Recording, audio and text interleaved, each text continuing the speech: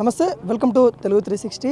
తెలంగాణలో మళ్ళీ మాదిగ మాల వర్గానికి సంబంధించిన వర్గీకరణ కోసం అయితే ఒక రచ్చ జరుగుతూ ఉంది. దాంట్లో భాగంగానే ఒకవైపు మాదిగలు, ఇంకొక వైపు మాలలు, ఈ రెండు వర్గాల వరకు విమర్శించుకుంటూ ఉన్నారు. దీని గురించి అయితే క్లియర్ కట్గా తెలుసుకునే ప్రయత్నం చేద్దాం. మనతోని ఎంఆర్పిఎస్ రాష్ట్ర నాయకులు అయితే ఉన్నారు. ఎలా చూస్తూ ఉన్నారు? నిన్న కూడా చూసాము, ఏదైతే మాలలకు సంబంధించిన వాళ్ళు కూడా మా జోలికి రావద్దని కూడా ఖబర్దార్ అనుకుంటా కూడా హెచ్చరిక చేస్తున్న సిచ్యువేషన్ చూసాము. ఇవన్నీ ఈ పరిణామాలను ఎలా చూస్తారు? మాలల్లో అంబేద్కర్ వాదులు పెరుగుతలేరు, అల్లరిమూకలు పెరుగుతున్నారు. మరి మాల ఉద్యమ నాయకులు, మాల మేధావులు, మాల రాజకీయ నాయకులు వాళ్ళ కులంలో అంబేద్కర్ వాదులను తయారు చేసుకోవాల్సిన పరిస్థితి నుండి అల్లరి మూకలను తయారు చేసుకునే ఒక నీచమైన సంస్కృతికి వాళ్ళు దిగజారారు.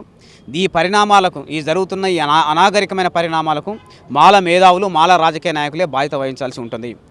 సమాజంలో మాల కులాన్ని దోషిగా నిలబెట్టే ప్రయత్నం మాల మేధావుల నుండి, మాల రాజకీయ నాయకుల నుండే జరుగుతున్నది.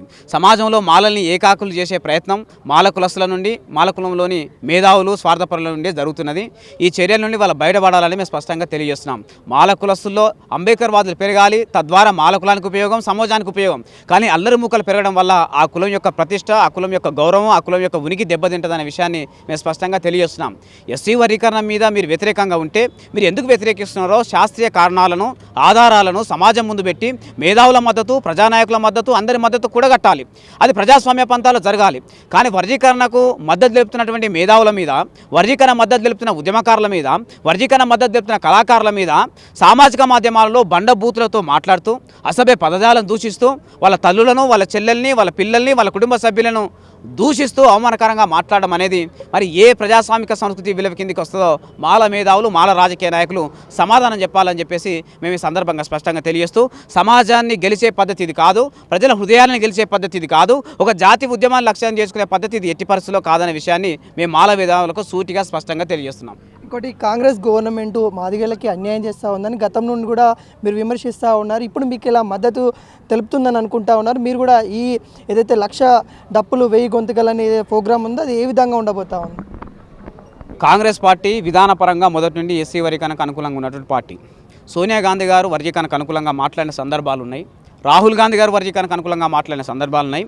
ఈనాటి జాతీయ అధ్యక్షుడు మల్లికార్జున ఖర్గే గారు చేవెళ్ళ ఎస్సీ డిక్లరేషన్లో ఎస్సీ వర్గీకరణకు అనుకూలంగా తన తీర్మానాన్ని ప్రవేశపెట్టడం జరిగింది. ఆ తీర్మానాన్ని ఆయన విడుదల చేయడం జరిగింది. తెలంగాణ రాష్ట్ర ముఖ్యమంత్రి గారు మొదటి నుండి తన రాజకీయ జీవితం ప్రస్థానం మొదలైన కాలం నుండి ఈ రోజు వరకు వ్యక్తిగతంగా మాదిలకు అండగా నిలబడ్డాడు. పార్టీ పరంగా కూడా మాదిలకు అండగా నిలబడ్డాడు. మొన్న సుప్రీంకోర్టు జడ్జిమెంట్ వచ్చిన రోజు కూడా నిండు అసెంబ్లీలో ఎస్సీ వర్గీకరణను పరిష్కారాన్ని చేసే బాధ్యత, దేశంలో ముందుగా అమల్లో తీసుకొచ్చే బాధ్యత నాదే అని చెప్పేసి ముఖ్యమంత్రి రేవంత్ రెడ్డి గారు కూడా తన నిజాయితీని, నిబద్ధతతో కూడిన ప్రకటన చేయడం జరిగింది. అయితే రేవంత్ రెడ్డి గారి ప్రభుత్వాన్ని వర్గీకరణ మీద ముందుకు వెళ్లకుండా అడుగడుగును అడ్డుకోవడంలో మాల కులస్తులోని స్వార్థపరులు అడుగుపడుతున్నారు. వాళ్ళ కాంగ్రెస్ పార్టీలో పలుకుబడి ఎక్కువ ఉన్నది. వాళ్ళ కుటుంబం నుండే 3 రాజకీయ పదవులు ఉన్నాయి. వాళ్ళ కోట్ల రూపాయల ఆస్తులు ఉన్నాయి. వాళ్ళ సొంతగా మీడియా ఉన్నది, పరిశ్రమలు ఉన్నాయి. వాళ్ళకున్న రాజకీయ బలం, వాళ్ళకున్న ధనబలం రెండింటిని ఉపయోగించుకొని రేవంత్ రెడ్డి ప్రభుత్వాన్ని వర్గీకరణ మీద ముందుకు వెళ్లకుండా అడుగడుగును అడ్డుకునే ప్రయత్నం వాళ్ళు చేయడం జరుగుతున్నది. అయినా సరే వాళ్ళు ఎస్సీ వర్గీకరణ మీద మంత్రివర్గ ఉపసంఘం నియమించడాన్ని వాళ్ళు అడ్డుకోలేకపోయినారు. ఎస్సీ వర్గీకరణ మీద ఏకసభ్య కమిషన్ నియమించడాన్ని అడ్డుకోలేకపోయినారు. రేపు ఎస్సీ వర్గీకరణ జరగడానికి కూడా వాళ్ళు అడ్డుకోలేరనే విషయాన్ని మేము స్పష్టంగా తెలియజేస్తున్నాం. ఎందుకంటే ఎస్సీ వర్గీకరణకు తెలంగాణ రాష్ట్రంలో ఉన్నటువంటి అన్ని కులాల మద్దతు ఉంది, అన్ని వర్గాల మద్దతు ఉంది, మేధావుల మద్దతు ఉంది.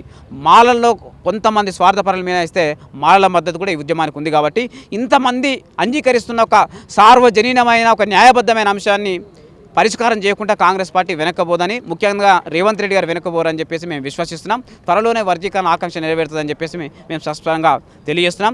ఈ నేపథ్యంలో ప్రభుత్వం మీద ఒత్తిడి పెంచే ప్రయత్నంలో భాగంగా ప్రభుత్వాన్ని నియంత్రిస్తూ మాదిగ ఉద్యమానికి అడుగడుగున అడ్డు తగులుతున్నటువంటి స్వార్థపరులైన మాలల కుట్రలను ఎదిరించడం కోసం, వాళ్ళ కుట్రలను, కుతంత్రాలకు చెక్కు పెట్టడం కోసం, వాళ్ళు చేస్తున్నటువంటి అనాగరికమైన దాడులను ఎదుర్కోవడం కోసం మేము 1000 గొంతులు 1,00,000 డప్పులనే మండే మాదే గుండె చప్పులనే ఒక పెద్ద సాంస్కృతిక కార్యక్రమానికి గౌరవనీయులు మందకృష్ణ మాదిగ గారు పిలుపునిచ్చారు. ఆ కార్యక్రమం ఫిబ్రవరి 7వ తారీఖున హైదరాబాద్లోని 125 అడుగుల అంబేద్కర్ విగ్రహం వద్ద ప్రారంభం కాబోతున్నది. తెలంగాణ రాష్ట్ర నలుమూలల నుండి వర్గీకరణ కోరుకునే మాదిగలతో పాటు మిగతా 58 కులాల ప్రజలు పెద్ద ఎత్తున రాబోతున్నారు. దీంతో పాటు సమాజం యావత్తు ఇది 30 ఏళ్లుగా నానుతున్న సమస్య కాబట్టి, 30 ఏళ్లుగా పోరాటం జరుగుతున్న సమస్య కాబట్టి ఈ పోరాటంలో మాదిగ జాతిని గెలిపించాలన్న ఒక సంకల్పంతో, ఒక న్యాయబద్ధమైనటువంటి మద్దతుతోని సమాజంలో అన్ని కులాలు కూడా మాదిగ ఉద్యమానికి మద్దతుగా రాబోతున్నారు. తెలుగు నేల మీద చరిత్రలో నిలబడిపోయే అతిపెద్ద సాంస్కృతిక ఘట్టంగా రేపు 1000 గొంతుల లక్ష డప్పుల కార్యక్రమాన్ని మేము నిర్వహించబోతున్నాం. ఇంకోటి 30 సంవత్సరాల కళ మందకృష్ణ మాదిగ గారికి 30 సంవత్సరాల కళ నెరవేరుతున్న సంతోషం కూడా లేకుండా చేస్తూ ఉన్నారు కొంతమంది నాయకులు. అదేవిధంగా మీకు మద్దతు ఇస్తూ ఉన్న విఠలన్న కానీ పృథ్వీరాజ్ అన్న కానీ వీళ్ళందరినీ విమర్శించడాన్ని ఎలా చూస్తారు? వాళ్ళ విమర్శించడాన్ని మేము ఖండిస్తున్నాం. అసలు పృథ్వీరాజ్ యాదవ్ గారిని విమర్శించే నైతిక అర్హత ఏ మాలకులసలకు లేదు. వాళ్ళ తండ్రి నాటిన మొదలుకుంటే ఈ రోజు వరకు ఇవాళ వాళ్ళ ప్రజా ఉద్యమాలతో ముడిపడి ఉన్న వాళ్ళు. మరి వాళ్ళ తండ్రి ఆల్రెడీ ఎమ్మెల్యేగా పనిచేసిండు, మంత్రిగా పనిచేసిండు. నిజంగా పృథ్వీరాజ్ యాదవ్ గారికి అంకిత భావం లేకపోతే, నిబద్ధత లేకపోతే తన తండ్రి వారసుడు ఆయన కూడా రాజకీయాల్లో వెళ్ళేవాడు. కానీ ఆయన దాదాపు 30-40 సంవత్సరాలుగా ప్రజా ఉద్యమాలతో పెనవేసుకున్నవాడు, ప్రజల పక్షాన్ని నిలబడ్డవాడు, పీడిత ప్రజల కోసం నిలబడ్డవాడు. అలాంటి వ్యక్తుల గురించి చాలా సందర్భాల్లో మాలలకు అన్యాయం జరిగినప్పుడు డాక్టర్ పృథ్వీరాజ్ యాదవ్ గారే వాళ్ళకు అనుకూలంగా మాట్లాడిన వ్యక్తి. విమలక్క వాళ్ళకి అనుకూలంగా మాట్లాడింది.